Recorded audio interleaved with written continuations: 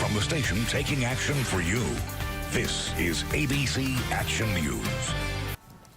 Millions of people around the world watched when this historic mansion was floated across the Tampa Bay to Ruskin to make way for a condo project in Palmetto. 7 years later, we're finally seeing what this fully restored home looks like inside. The 1910 Victorian has a new coat of paint and a new home on the bank of the Little Manatee River. I had a chance to tour this beautiful piece of Florida history that is now for sale. If these walls could talk, they'd have a real story of adventure to tell.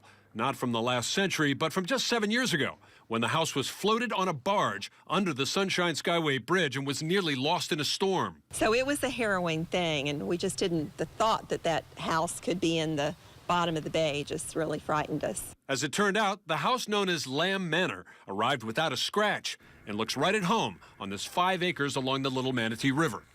Owner Nancy Corbett showed me around. This is the study. It's got these 10-foot pocket doors and this tin ceiling. Nancy, with her husband George, oversaw every detail that involved shopping the world for stained glass, lighting fixtures, and woodwork. We purchased these windows on eBay, actually. The house goes on and on. It's a surprise closet. You want to come see? Okay, here we go. 3 buildings, 7,000 square feet, 8 bedrooms, 6.5 baths, 5 kitchens. All of it lovingly restored or created, essentially without a budget. We just knew we had to do it, and we had to do it right. So we spent what we had to spend.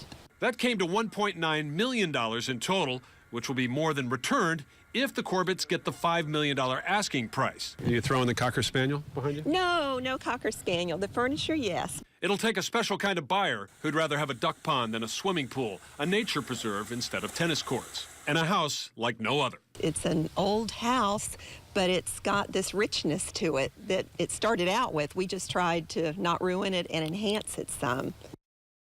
And boy, did they. No time to show you the player piano, the hand-carved antique cabinets from Germany, the boat dock, and the carriage house. As for the Corbetts, they plan to downsize when they move out to be closer to their kids in the Lakeland area. Hillsborough